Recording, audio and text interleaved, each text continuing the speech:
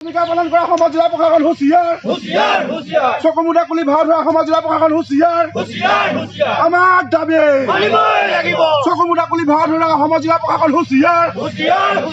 চকুমুদা কুলি ভাৰত হোৱা অসমৰ জিলা প্ৰশাসন হুঁচিয়াৰ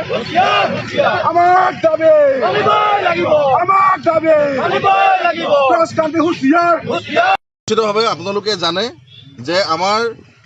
তেল আৰু প্ৰাকৃতিক গেছ নিগম অসম সম্পদৰ গেলেকী তৈল ক্ষেত্ৰখনি এক অতিকৈ লাভজনক তৈল ক্ষেত্ৰ হয় আৰু ইয়াত 1960 চনৰ পৰাই তেল আৰু প্ৰাকৃতিক গেছ নিগমে খনন আৰু উৎপাদনৰ কাৰ্য পুনৰুদ্যমে চলাই আহিছে।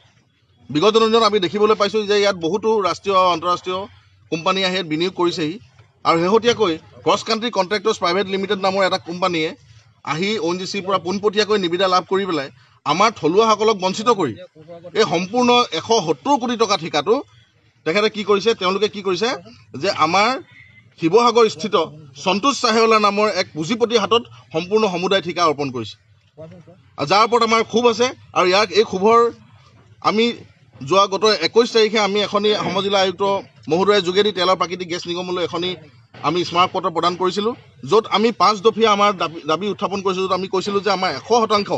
থলুৱাসকলক ক্ৰছ কাণ্ট্ৰি কণ্ট্ৰেক্টৰ্ছ প্ৰাইভেট লিমিটেডৰ পৰা পোনপটীয়াকৈ ক্ষুদ্ৰ নিবিদা লাভ কৰিব লাগে। কিন্তু আজি 20টাকৈ দিন অতিক্ৰম কৰি যোৱাৰ পিছতো আমাৰ অসম জিলা প্ৰশাসনেই হওক বা তেল আৰু প্ৰাকৃতিক গেছ নিগমেই হওক এতিয়ালৈকে কিন্তু কোনো ধৰণৰ ইতিবাচক পদক্ষেপ গ্ৰহণ কৰা পৰিলক্ষিত আমাৰ নহ'ল। বৰঞ্চ আমি দেখিবলৈ পালোঁ যে তেখেতসকলে নিগমৰ কৰ্তৃপক্ষই হওক বা অসম জিলা প্ৰশাসনৰ বিষয়ববীয়াসকলে হওক তেখেতসকলে কিন্তু এই পুঁজিপতি হাতৰ সকলোৰে পক্ষ লোৱাহে পৰিলক্ষিত হ'ল। গতিকেলৈ আজি এই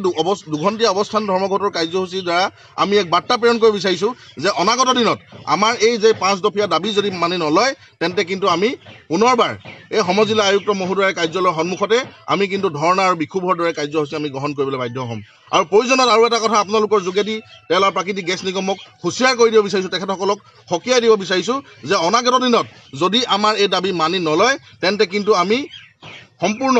ONGCৰ খনন আৰু উৎপাদনৰ কাৰ্য গেলেকী তৈল ক্ষেত্ৰত স্তব্ধ কৰি দিবলৈ বাধ্য হ'ম, সৰ্বাত্মক বন্ধ কৰিবলৈ বাধ্য হ'ম। আজি আপোনালোকৰ যোগেদি এই বাৰ্তা আমি অসম জিলা প্ৰশাসন হওক আমি তৈল ক্ষেত্ৰৰ নিগমৰ কৰ্তৃপক্ষসকলকো আপোনালোকৰ যোগেদি আমি